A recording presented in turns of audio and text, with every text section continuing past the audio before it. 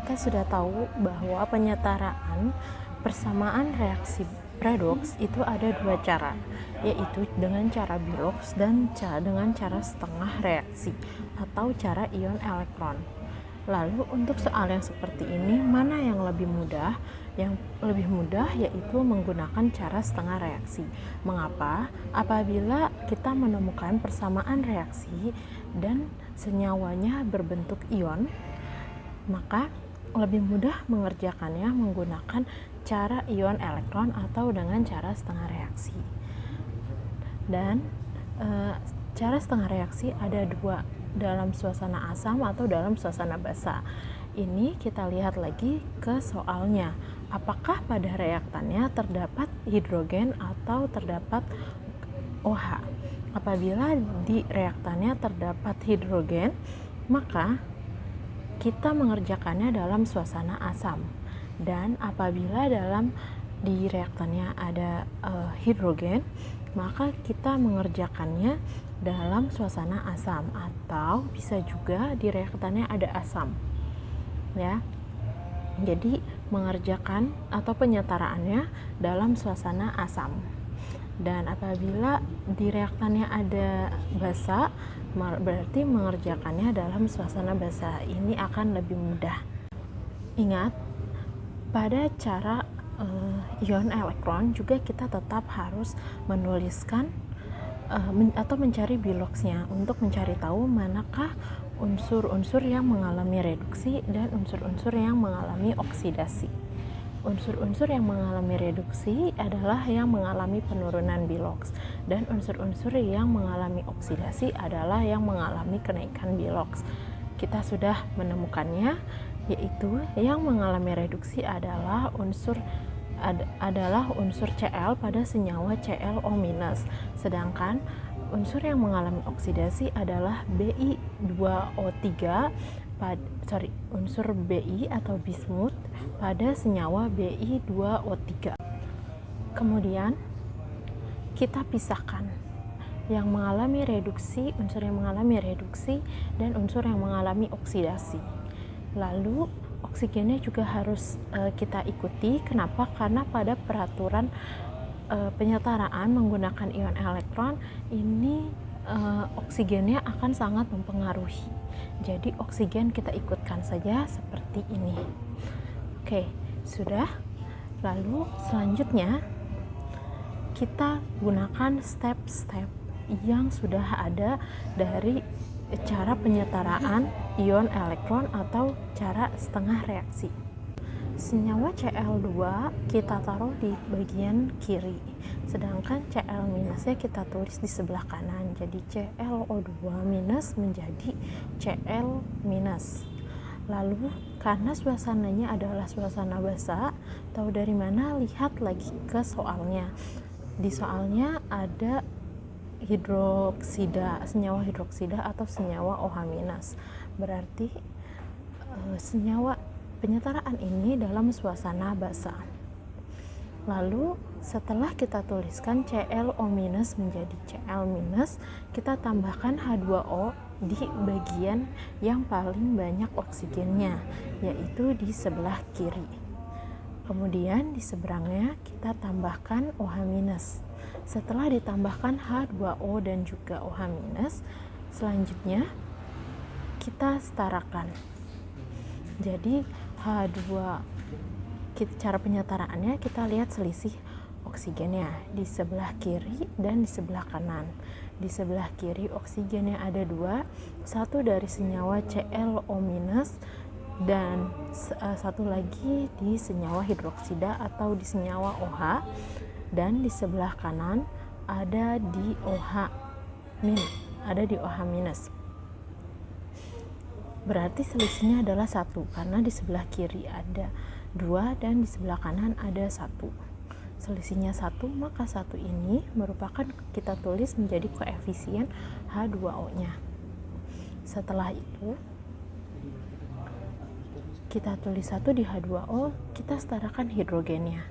Hidrogennya ada 2, maka kita tulis H2O, kita tulis kita tulis angka 2 di depan senyawa hidroksida, jadi 2OH-. Setelah itu kita setarakan muatannya. Di sebelah kiri muatannya ada ClO- yaitu dan H2O. ClO- muatannya adalah -1, yang letaknya seperti di pangkat kita sebut sebagai muatan. Lalu di sebelah kanan ada Cl- dan 2OH-. Jadi totalnya di sebelah kanan muatannya ada -3. Kita tambahkan elektron. Elektron muatannya negatif, sehingga kita tambahkan di bagian yang muatannya lebih besar. Di sini yang muatannya lebih besar ada di sebelah kiri.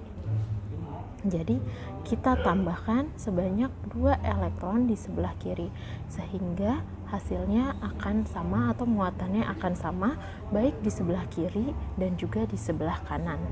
Di sebelah kiri totalnya, karena kita tambahkan elektron sebanyak 2, jadinya 2 emin ditambah dengan ClO- dan H2O, totalnya adalah -3. Dan di sebelah kanan total muatannya adalah -3.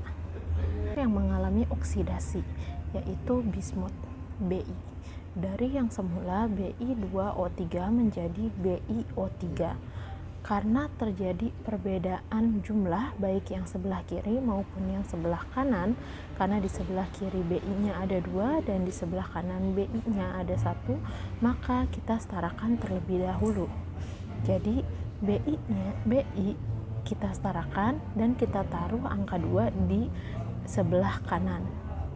Di BiO3 kita tulis angka 2 di depannya.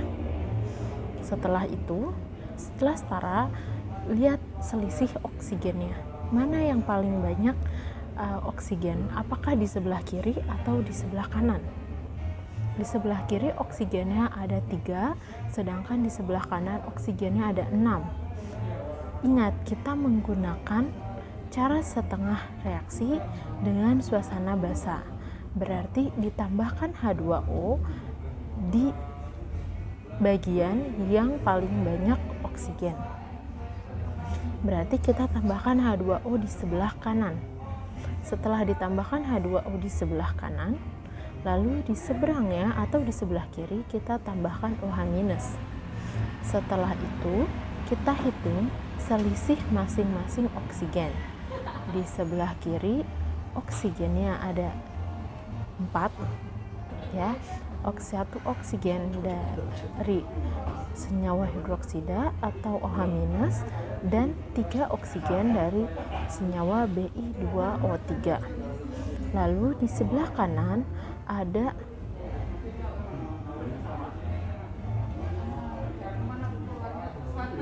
7, ya, dari 2 BiO3 totalnya 6 dan dari H2O totalnya yaitu sebanyak 1.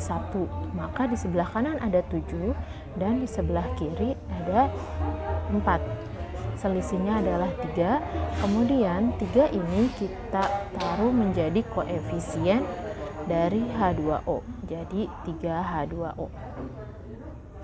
Setelah jadi 3H2O, kemudian kita setarakan hidrogennya. Hidrogen di sebelah kanan totalnya ada 6 hidrogen, maka di sebelah kiri kita tulis koefisien maka di sebelah kiri kita tulis koefisiennya yaitu 6OH-. Lalu lihat muatannya. Di sebelah kiri muatannya ada 6OH-, berarti 6 ditambah dengan 0 muatan dari Bi2O3. Kalau tidak ada tanda negatif maupun positif di bagian atas yang tempat biasanya ada pangkat, maka muatannya adalah 0. Kemudian di sebelah kanannya muatannya juga ada 0. Sebelah kanan muatannya 0, di sebelah kiri muatannya 6. Maka di sebelah kanan kita taruh sebanyak 6 elektron. 6 elektron ini yang akan setelah kita tambahkan 6 elektron, maka muatannya sudah setara baik di kanan maupun di kiri.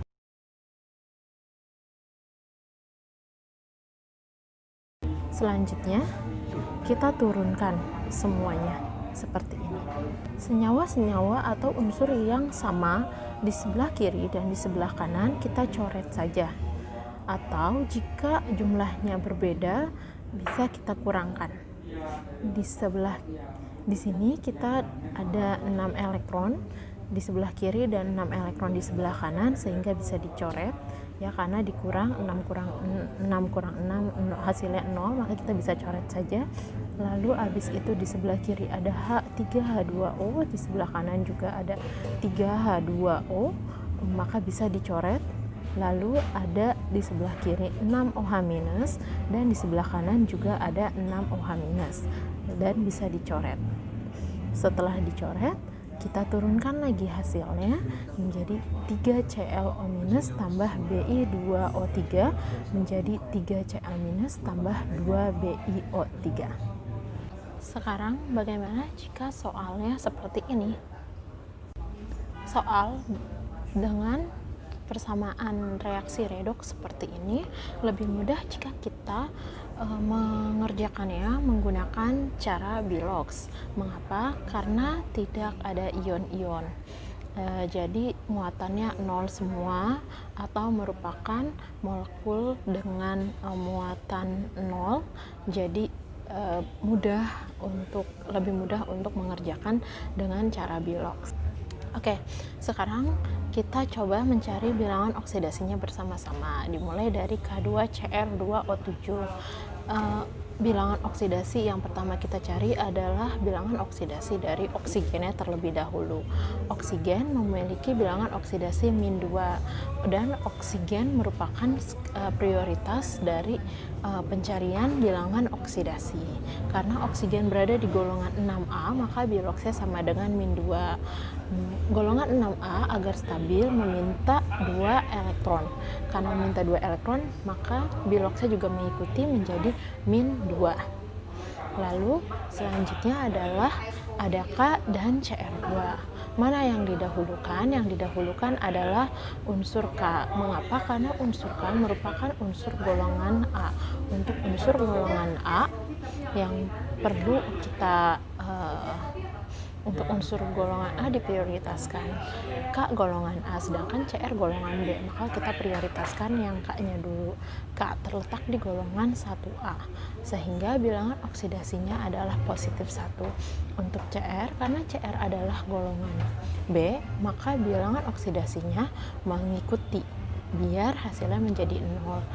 O7 dengan bilangan oksidasi -2, maka kita sudah dapatkan nilai sebesar -14. Lalu ada K dengan bilangan oksidasi 1, bilangan oksidasi 1 dari K, kemudian -14 ditambah 1 ada -14 ditambah dengan +1 kali 2, karena jumlah unsur K-nya ada 2 pada senyawa ini. Jadi hasilnya yaitu -12. Agar jadi 0, maka Cr-nya memiliki total bilangan oksidasi sama dengan 12, positif 12, karena Cr2-nya ada 2, sebanyak 2, maka kita bagi dengan 2, jadi positif 2 dibagi dengan 2 dibagi dengan jumlahnya, maka masing-masing Cr memiliki bilangan oksidasi sebanyak 6, sehingga bisa kita tuliskan K dengan bilangan oksidasi +1 dan Cr dengan bilangan oksidasi +6 dan O dengan bilangan oksidasi -2. Untuk HCl ini sangat mudah, hidrogen dan klor. Hidrogen memiliki bilangan oksidasi +1. Selain oksigen, selanjutnya yang menjadi skala prioritas dari bilangan oksidasi adalah hidrogen. Jadi skala prioritasnya bagaimana? Skala prioritasnya yaitu yang pertama adalah oksigen, kemudian hidrogen, kemudian unsur golongan A, dan yang terakhir adalah unsur golongan B. Mengapa unsur golongan B terakhir? Karena unsur golongan B satu unsurnya bisa memiliki bilangan oksidasi yang beraneka macam, sehingga unsur golongan B akan menyesuaikan dari yang ada di senyawanya gitu. Untuk HCl, maka hidrogen memiliki bilangan oksidasi positif 1, sedangkan Cl memiliki bilangan oksidasi -1. Positif 1 dengan -1, maka hasilnya jadi 0. Hidrogen positif 1 karena perikatan dengan non-logam, yaitu Cl yang berasal dari golongan 7A. Hidrogen positif 1, agar jadi 0 maka Cl harus negatif 1. Di samping itu juga Cl merupakan unsur golongan 7A. Unsur golongan 7A agar stabil minta 1 elektron. Karena meminta 1 elektron, maka bilangan oksidasinya adalah -1. KCl, K memiliki bilangan K dan Cl. Baik K maupun Cl merupakan sama-sama golongan A. Mana yang harus didahulukan? Boleh K dan juga boleh Cl. Mana saja? Di sini kita coba yang K terlebih dahulu.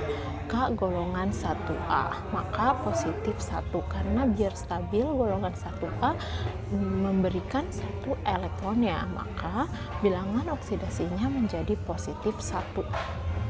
K positif 1, biar jadi 0 Cl harus -1. Di samping itu juga Cl merupakan golongan 7A.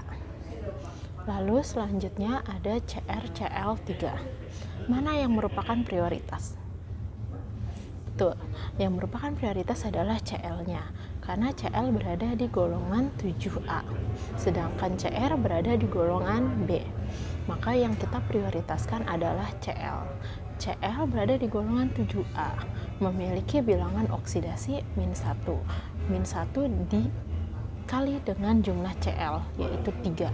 Maka -1 dikali dengan 3, berarti -3. Cr-nya harus berapa biar jadi 0? Cr-nya harus sama dengan positif 3. Cl2. Cl2 adalah senyawa yang terbentuk dari unsur Cl dan unsur Cl bergabung menjadi Cl2. Cl2 merupakan senyawa bebas. Senyawa bebas merupakan penggabungan dari unsur yang sama, seperti halnya tadi Cl2. Cl2 merupakan senyawa bebas, memiliki bilangan oksidasi sebesar 0. Lalu selanjutnya yang terakhir adalah H2O, hidrogen dan oksigen. Yang prioritas adalah oksigen. Karena oksigen adalah prioritas, maka bilangan oksidasinya adalah -2. Lalu agar jadi 0, maka bilangan oksidasi hidrogen adalah positif 1. Positif 1 dikali dengan 2 menjadi positif 2 ditambah dengan -2, hasilnya jadi 0. Selanjutnya yaitu mencari tahu manakah unsur-unsur yang mengalami reduksi dan yang mengalami oksidasi.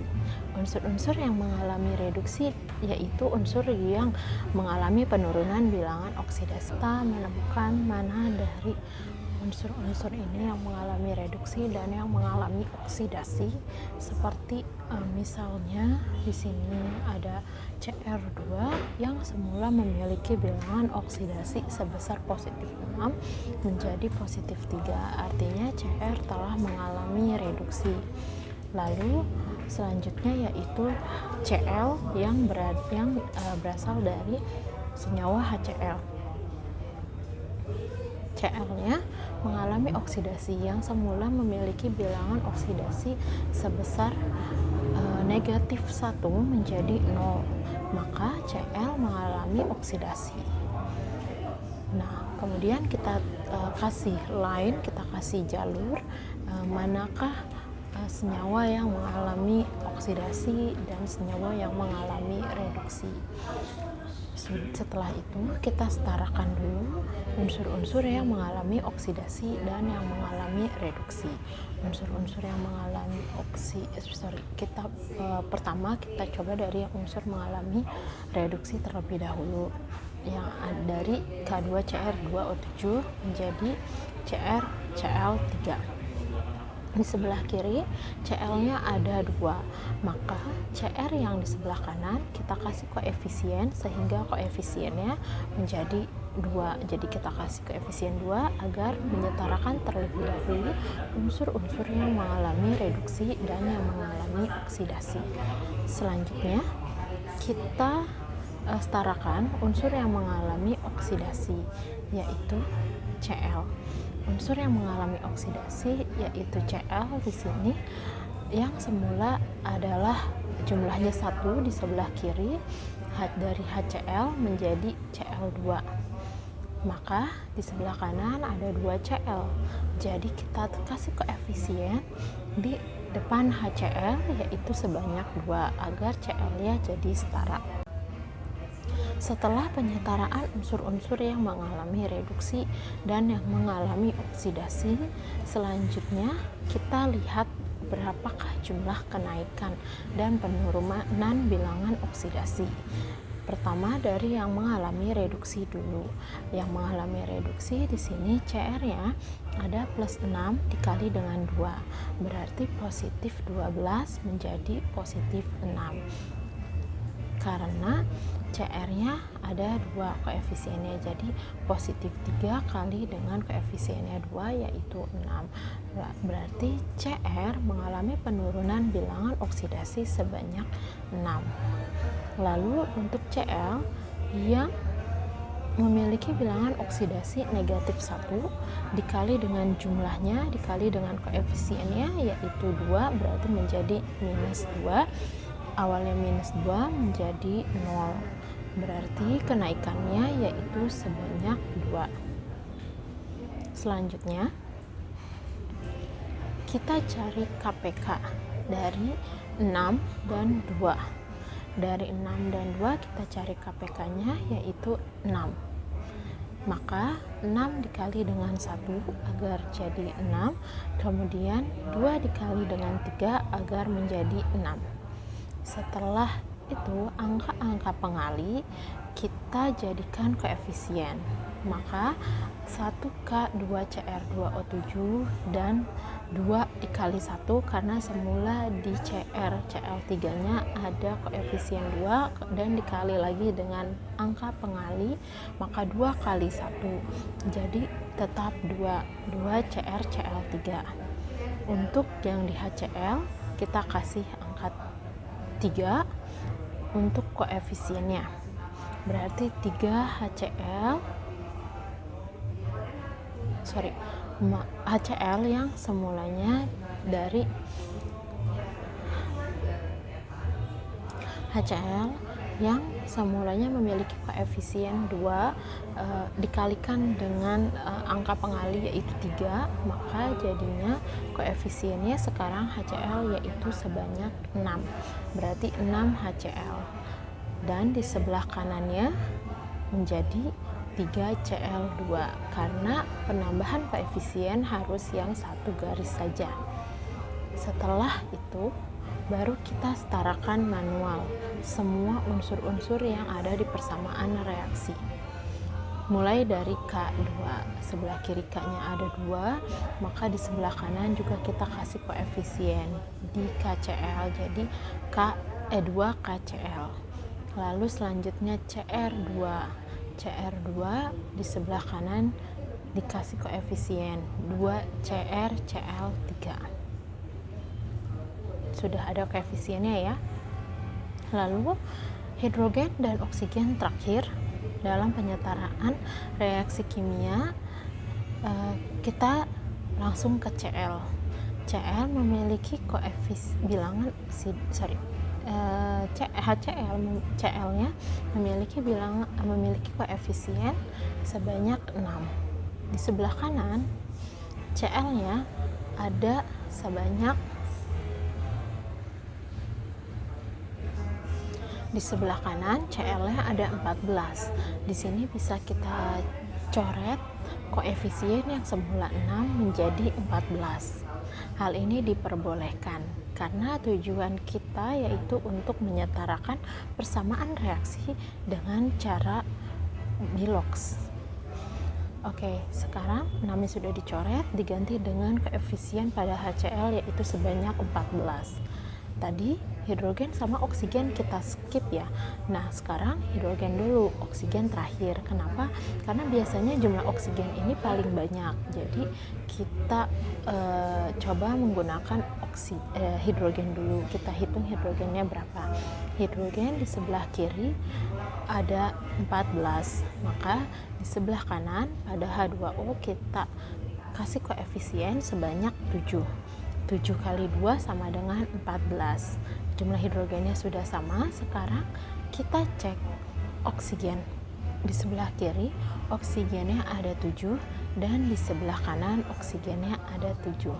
Untuk hasil akhirnya yaitu 1K2Cr2O7 ditambah dengan 14 HCl menjadi 2KCl tambah 2CrCl3 ditambah dengan 3Cl2 ditambah lagi dengan 7H2O. Persamaan reaksi ini sudah setara.